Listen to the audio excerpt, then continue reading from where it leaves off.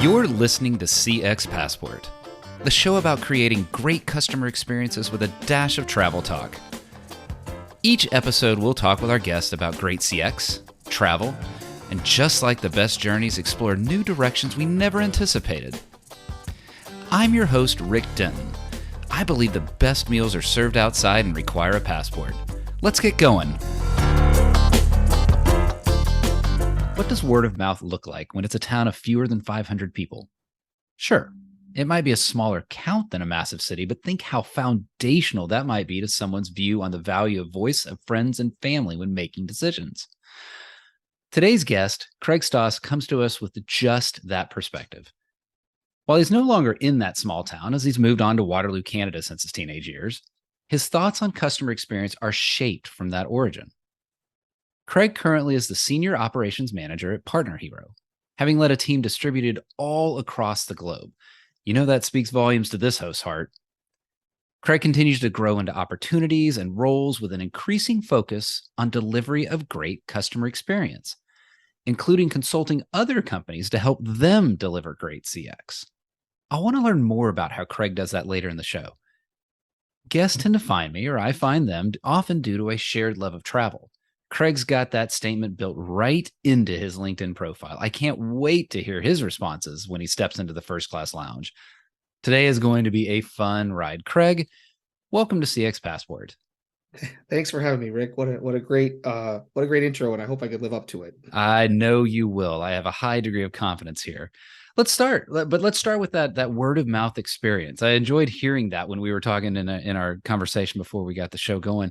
You mentioned that way back in the 90s, the Canadian government thought, yeah, this internet thing might be kind of interesting, and crafted a plan to spread the word. Listeners, I know this places me solidly in the olds category, but I really do. I remember a time when I first heard of this internet thing back when I was at Duke University in the mid-90s. And I know it's hard to imagine it now, but there really was a time when folks just weren't quite aware or convinced of the value of this thing.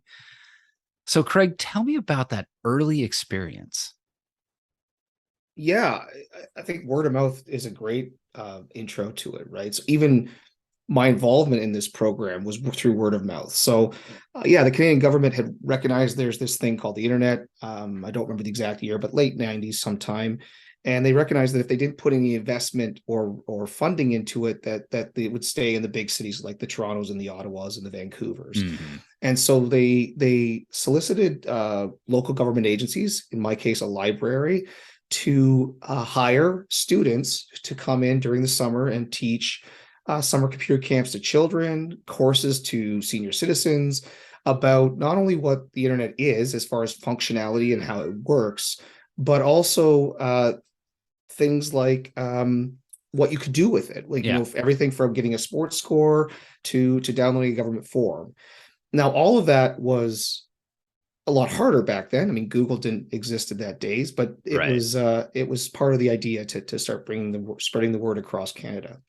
And as I said, I became the student through word of mouth. I was a patron of this library. It was a walkable distance from my house. The librarian knew me. She knew that I was a little bit technical, and by that, I had used a Commodore 64 and had at least once or twice been online, which again back then was a big rarity. And so I applied to the job as you needed to with a resume and everything. I had done a lot of work in the community. I worked at the local store bagging groceries, and so I had people knew who I was as a young adult. And then I ultimately got the role at the library. And I think that the experience for me really became about the different perspectives that people had when it comes to this stuff. I don't think anyone today thinks about how their toaster works. Right. You put your toast in where, how does it determine 1 versus 6 done, as far as doneness of the toast. Right. No one thinks about that. It just does it. And back then, and the internet's similar now, right? The internet is, no one really thinks about the mechanisms of the internet because it just happens so fast. But back in the 90s, as I'm sure you remember, it didn't happen that fast. Your web pages kind of came in that chunked view, when you sat there and made your tea, especially when you loaded some like a complicated, sports website was a good example of that, where there was tons of data coming in from sports teams. And so teaching those kind of basic things, and the kids, I remember very specifically like taking like a picture and ripping it up into small shreds and saying, this is how the internet does it. They hand one Mm. shred at a time, and how their perspective was different than, the senior citizens who came in and had never even held a mouse. These Oh kids at yeah. least maybe had touched a mouse in some course inside their schools. But I senior citizens who just had never even looked at a computer and didn't understand what an icon was, and didn't, and then talk about how I had them ask me, how long's my email going to take to get to my family in Germany? For them to fathom that it was instantaneous, it was just mind-boggling to them. So, you know, that really formulated, this, again, to go back to the word of the mouth, Yeah. concept, just hearing people with these different perspectives, and at different ages, different demographics, different backgrounds, really kind of built a foundation for how I started to look at CX, and specifically customers and technology being combined. Yeah. And I think I do want to explore that a little later in the concept of customer support and really focusing in that area as well. But I want to tease out a little more of the voice of the customer piece, because I'm thinking back to that time. And listeners, I know it's an audio only podcast, but I'm sitting there with my head in my hands laughing off mic when I think about the email, how long does it take to get to Germany? And but I wonder, when adopting a new experience. So we talk about in customer experience, word of mouth is so important. We got NPS scores that are about, have you told friends and family and that sort of thing. But when it's something particularly new, how important do you think that word of mouth is to getting someone to try a new experience, to try a new brand, a new product? Did you see, thinking back to that time, do you feel like, yeah, that the Canadian government idea of having sort of advocates pushing this forward was really the way to gain that adoption? And does that play forward now in new products? It probably really depends on what you're pitching, right? Mm. I think it's funny. I had this conversation literally yesterday. We were talking about TikTok, and I don't know anything about TikTok. Like, I've never been on TikTok.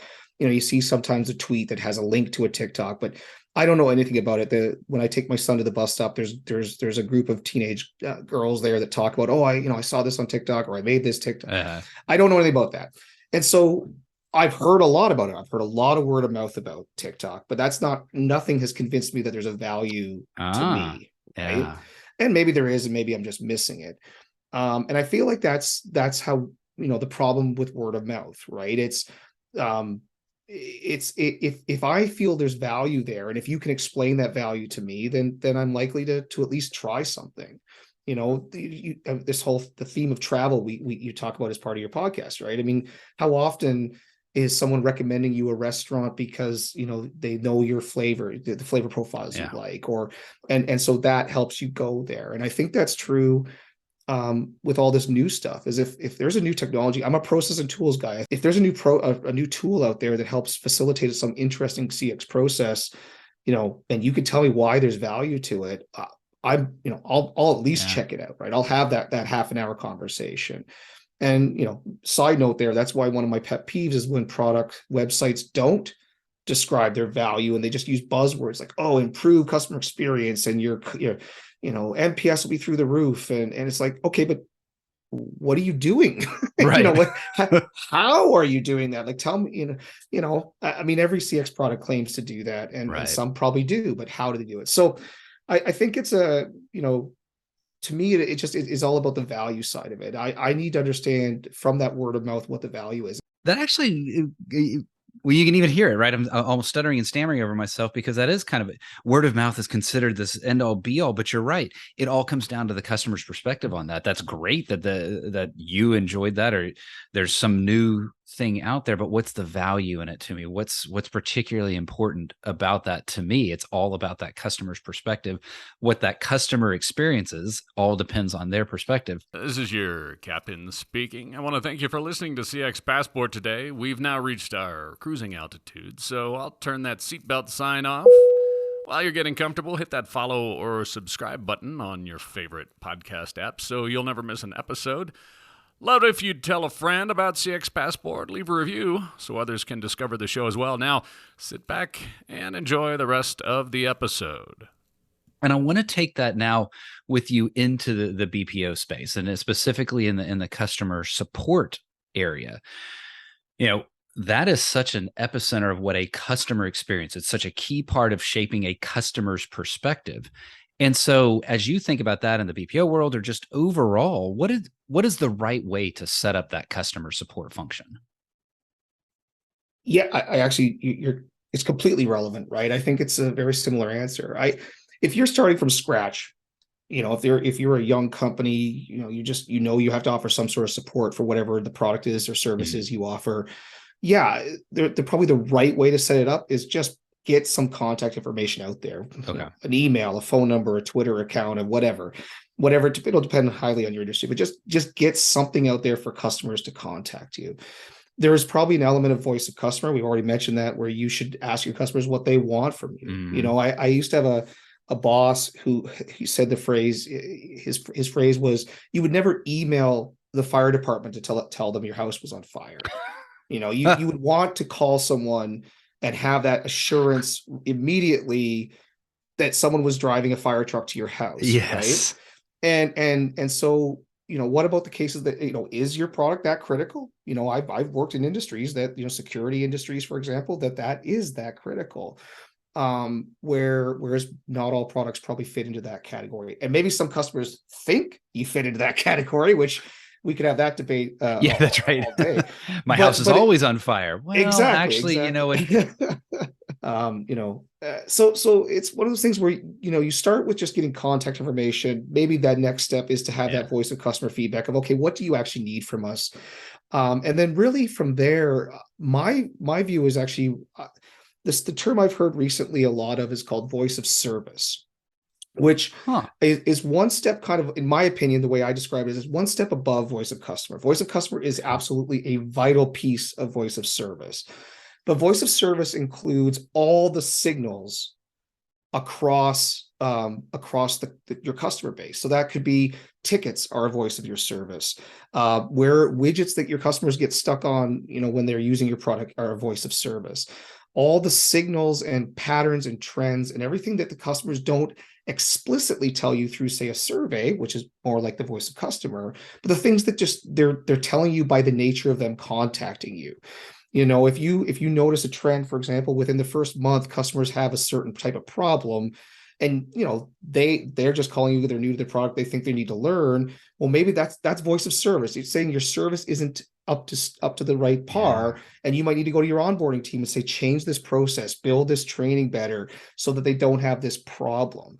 It's not something that your customers may necessarily have to explicitly tell you. It's something you recognize through all the signals coming from across all your tools. And that, to me, is the next stage. So you kind of start with your basics, do what your customers do explicitly tell you, and then start doing what you can infer from the signals that they're sending you.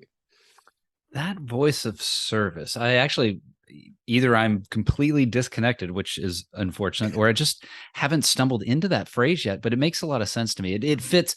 I tend to talk about a total voice the customer approach, and where, stop, survey, and score, start, listen, and act. Too many people think voice the customer means survey. That's not the case. A total voice the customer program is hitting across all those customer listening posts. And then what do you do with it? This isn't, listeners, sorry, you've heard it before. This will not be Rick's soapbox again, but I like the idea of, if voice of the customer is just not heard correctly in the ears of people across industry, voice of service, meaning that entire suite of how do you listen to a customer, not just in what they say, not just what they provide you actively, but how they behave, how they act, what are their interactions on the website. I find that to be particularly brilliant. There's something intriguing there. It's so powerful. I used this example in a previous conversation I had, where there was a restaurant I went to when I lived in England for work for a period of time, and there was a restaurant I went to not frequently. It was a little bit higher end. It was kind of the place you go for an anniversary or a special birthday. And then I moved back to Canada, and about 3 years after I moved home, I wanted to take my then girlfriend over and show her where I lived in England and meet my friends. And I said, listen, let's go to this. It was near her birthday. And I said, let's go to this restaurant. I used to love this restaurant. Haven't been in 3 years. I'd love to go. And we walk into this restaurant, and, I booked the reservation. The maitre d' is taking us to our table. And he says, as we're walking, Mr. Stoss, I wanted to inform you as we're getting to the table that the wine that you typically order is no longer on our Oh wine my. list, but we've done the favor of naming 3 wines that are similar to what you used to get, and hopefully one of those is to your liking. Oh That man. that's voice of service, right? They knew what I ordered, they have the receipts, and then Yeah. they apply that to my new reservation 3 years later. Holy cow. Now that's could be maybe a bit creepy in certain areas of the world, It but depends on how you treat it, but exactly. yeah. And so I would never have called them and say, please remember my wine order, right? I mean, Right. that would be voice of customer saying, I demand the service, I demand that service review. But Okay. it was really cool that they used the data they collected. And maybe that's the key to all this, right? I think it's becoming easier because in our world of SaaS, mobile apps, IoT Mhm. devices, you have the data. The data Mhm. by virtue of your business model exists in your cloud somewhere, Mhm. and we're just not using that data to look at those trends and figure out those patterns that could be, this intrinsic request that your customers are making of you. Boy, you are preaching to the choir there. That concept of listen and act is so important, and actually do something with the information that has been provided to you. I love that story. But did your girlfriend think that you were like an absolute rock star when you walked in and they did that? I had to say, I don't know how I did tell her. I was like, no, this is not what I would have expected. This was again over and beyond. She's like, Uh, you set that up, didn't you? yeah, No, no, no, I promise. Hold yeah. on. I slipped him a 50-pound note. Yeah. That's awesome. Well, thinking about that evolution, right? If that's where we want to see voice the customer, voice the service, voice just companies go, we're alluding to the BPO industry, and I know that there's an evolution that you're hoping to be a part of. This idea, this new breed of BPOs. I want to talk about how has the industry evolved, and where are you hoping to see it go? Yeah, I mean, this is the key, right? Is we all know the metrics, and throw out some random percentage. 80% of customers say that's clients say that CX is most important in Hmm. business making decisions, and all these numbers that you see in every survey that Gartner or Forbes or whoever put out. Right. And forgetting about the percentage, it just makes sense to me, right? It's one of Right. those things that if someone's going to treat you better, you're more likely to be more loyal to them, right? And so I think that's what BPOs are evolving in. BPOs kind of were a butts and seats model. How many people do you need? What time do they need to work? We'll find them. Oh, you need them tomorrow. Oh, well, we have a list and we'll just go and pick the top 50 people Got off it. the list, whatever. It Yeah. was very much there was very little, professional development didn't really exist in many cases. But when we stop thinking about support as a cost center, and start thinking about what it cost support as a value center, well, then all of a Hmm. sudden, this whole idea that, oh, well, BPO's only sole purpose was to save us money is kind of turned on its head, because maybe saving money is nice and maybe it's still possible with a BPO, but that might not be the driver anymore. Maybe you don't Hmm. have the HR talent to scale quickly. Maybe you're super seasonal, and there's laws in your country that don't let you just hire and fire people, or temp contracts are risky, and people burn out or leave or whatever it Right. might be. BPOs are experienced with that and can help you provide get those hires in, and provide the value of those hires in a more efficient way. And so the evolution I'm seeing is into this model of, we're going to a BPO because we don't have the expertise here, or we can't afford the expertise here, or we don't necessarily want to be in the business of having the expertise here. We want the BPO to come in and be, fractional Zendesk administration, fractional director of support, Okay. strategic planning.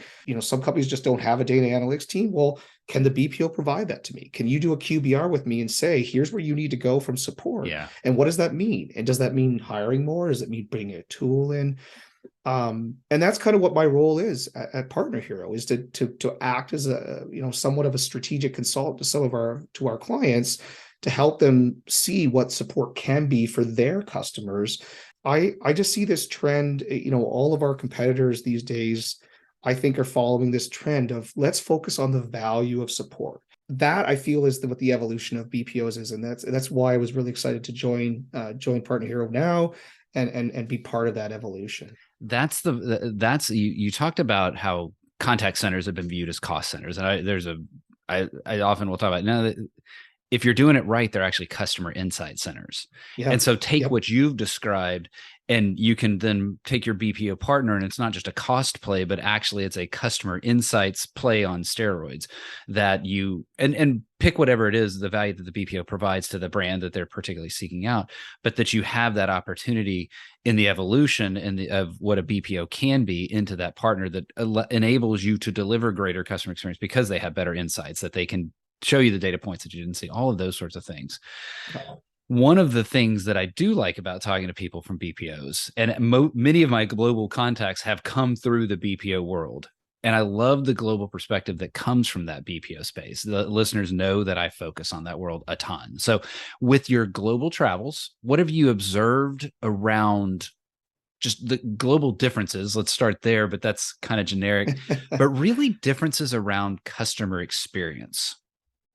You know, one thing that I love to say is that being a consumer is just one of the very few traits that every one of the people on this planet it has experiences, right? Like Interesting. it's a from your a child going to the candy store with a 10 cents in their pocket to get a treat, to us buying houses and cars as adults, right? I mean, we all, and it doesn't matter what part of the world in, or even to some degree what age you are consuming in some way. You are a customer. Mm-hmm.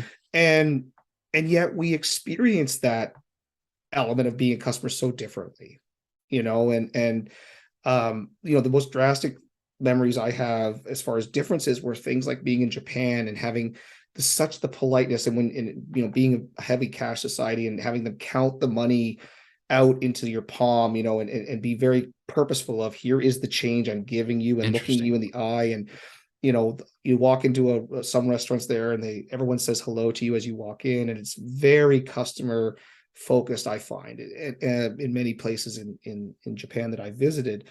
And then you go to a place like India, and they use people to solve some of these problems. Like when I've checked into hotels in Bangalore, I used to work a lot in, there'd be like 3 or 4 people there to help you check in. One person to help you on the door, one person to help with your bags, one person to help on the elevator. And there's functions of cost and economies of scale because they have such a population. There's all sorts of reasons for that. But it adds an element of you kind of get used to this overly attentive service that I don't think you get in most places in North America.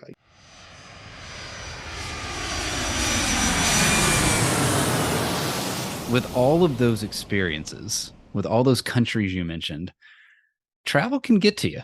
Travel can start to wear you down. Yeah. And you and I, before we hit the record button, we were talking about upcoming trips. Now, those are trips to fun places, but it is still can wear you down a bit. And so I'd like to invite you to join me here in the First Class Lounge. Let's take a little break, just like we might on a trip. Let's move quickly here and have a little bit of fun. What is a dream travel location from your past? Hong Kong. Ooh, yes. I love Hong Kong. I've been several times, and it's just a perfect combination of all the wonderful foods and cultures of Asia, but with that little bit of the English European tinge to it because of their history. And I fell in love with Hong Kong on day one, and I would go back anytime. I would do the same. It is, when I am asked that question, it hits my top. I never can answer for one, but it's always right up there in the top. And not only the combination of the East and the West that you're describing, but I know it surprised me the first time that I went there, the juxtaposition between industrial glass and steel modernity with absolute tranquility, beauty of nature, all in one place. It boggles the mind if you've not been there. So you have a Hong Kong fan in me as well, Craig. What is a dream travel location you've not been to yet? I haven't done a lot of travel into the Southeast Asia, so places like Singapore, Bali, anywhere in that kind of South, Vietnam.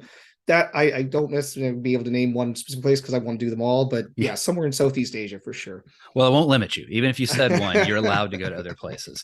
What is this is where Hong Kong comes in strong, but don't limit yourself there. What is a favorite thing to eat? I'm going to cheat a bit, and I'm going to say I love spices. I love different Okay. flavor combinations. So I'm going to treat and say the various curries you get from all over the world, whether it be Okay. Indian curry, English curry, Thai curries, Vietnamese curries, any of those things that combine sweet and savory Nice. and different spice combinations. I love just yeah, that's how I cook when I cook at home. I love just trying different new flavors out. So That is fantastic. Now I'm going to go the other way. What is a thing your parents forced you to eat, but you hated as a kid? see, I was never a picky eater. I suppose I never was a big fan of some of those more fake meats like the bologna Okay. and not fake, but you know what I mean, like kind of the derived meats as Yeah, a little opposed to your traditional processed. turkey or chicken.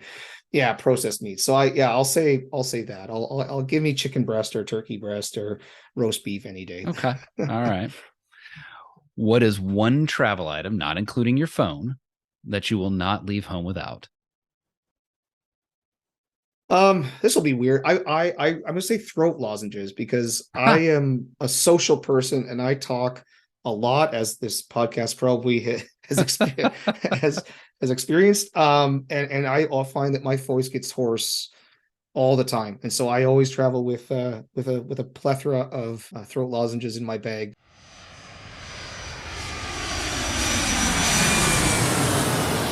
Craig, speaking of that talking, I just took a look at the clock and we are like shockingly past time, Are overtime, we? but that's a good thing, right? I'd rather enjoy a conversation. And that's the beauty also of a podcast. It's not like, oh no, we've got to hit the commercial break. No, we can Yep. continue on as much as we want. But I'm thinking kind of let's close out talking about the basics, right? There's shiny tools out there, new journey mapping, new methodologies, but the basics of customer service have fallen short. You're helping companies try to do better with their customer experience, their customer service. And I want to combine that thought of, how are you helping them focus on the basics of customer service? But I want to also ask you, how do you make sure that they focus on action? Because process and tools are great, but action's what's matters. So how do you get to that basics? How do you get to the basics of action and that those actions drive business results? I think there's this idea. We're so used to rev ops and development ops and sales ops and these teams that do nothing but you know build out tools and systems to try to make things better, drive revenue, drive better sales initiatives, sales training. And support ops is probably very new to this. You see customer experience ops, success ops, but support operations is fairly new. And I think that there's this transferal idea that, oh, support ops is going to cost a ton of money because rev ops is cost money and sales ops cost money. We got to get the tools, we got to get the shiny objects that you refer to. And I don't think that's true. So I would say if it would, to get the right attention where you want, get maybe one dedicated person, and it could be a existing lead, a senior member of your team. Maybe it's a small raise or a promotion or a title, but you don't have to spend a lot of money here. And just say, for the next quarter, just look at stuff, shadow people, look at some of the data that I mentioned earlier, like just understand a few things. I have a friend who's a director of CX, and he always talks to me about wasted clicks. Like, imagine if you could go through on your top 10 tickets and save 5 clicks per case, per person, per issue type. And how much time that would save, how much frustration and that would save from your reps, and how, I got to do this process again. Like, just look for those types of things and just get down to the making your team more efficient. And you don't need a tool to do this. You could do it in Google Sheets. You could do it with literally sitting over someone's shoulder or looking over Zoom, and just really get back to, what are we here to do? We're here to provide, efficient service, high quality CX. Where are we not doing that? And I feel like that's step one. And then after that quarter, you document things, you make note of things, and you hold yourself accountable to it. If you can find a place to reduce clicks, well, how do you do that? Is that a macro? Is that a trigger in Zendesk? Is that a new tool? Maybe it is. I don't know. But anything that can help you just reduce those clicks, again, you look at your knowledge. One thing that I love about knowledge management is not so much what people is working, but what's not working. What search terms are not working? Because now, go and edit the SEO of your knowledge base, add a few keywords, rewrite an article. If a search term isn't working and it's not working en masse, then clearly your customers need that knowledge. So either the knowledge doesn't exist, or it's not tagged correctly, or it's not presented correctly. Those are free. I mean, not free, but those are super cheap, inexpensive ways to focus on the basics of getting your support right. So that would be my starting point. I'm going to distill your starting point, and this is grossly simplifying, but you know what I heard? Listen and act. So even the things that we advise ourselves to do when it comes to our customers, you're saying it's exactly that same thing. You don't need the big fancy tool. Just listen. Go out there and spend time and see where the inefficiencies are, see where the opportunity to improve experiences, see where the opportunity is to improve service, both internally or, as you're describing, even externally as you go through the knowledge base, and then do something about it. What a shock, right? There's so much. And I feel like there's a lot of companies that are willing to listen, or at least willing to say that they are willing to listen. It's the act part that falls short. Craig, it's been a lot of fun talking with you. If somebody wanted to get to know you a little better, get a connection with you, or to learn more about PartnerHero, how would they go about doing that? My biggest platform is Twitter. I'm Stoss in support, all one word, on Twitter. And obviously I'm LinkedIn, Craig Stoss. And then PartnerHero is partnerhero.com. And you can get a hold of me through the support driven group, CX Accelerator, and several of those types of forums around the internet as well. So would love to chat more about these topics. I'll get all of that in the show notes, and folks, you can just scroll down there and be able to connect with Craig or learn more about PartnerHero. Craig, thank you so much for talking with me. I've come away with a new term, voice of service. I've come away with a lot of insights, some things that actually caused me to look down and the synapses break a little bit, including wondering, there was a time that somebody asked how long that email would take to get to Germany. So I will never forget that story. Craig, thank you for taking the time to be with me on CX Passport today. I enjoyed it. Yeah, I did too. Thank you so much for having me. Thanks for joining us this week on CX Passport. Make sure to visit our website, cxpassport.com, where you can hit subscribe so you'll never miss a show. While you're at it, you can check out the rest of the EX4CX website. If you're looking to get real about customer experience, EX4CX is available to help you increase revenue by starting to listen to your customers and create great experiences for every customer every time. Thanks for listening to CX Passport, and be sure to tune in for our next episode. Until next time, I'm Rick Denton, and I believe the best meals are served outside and require a passport.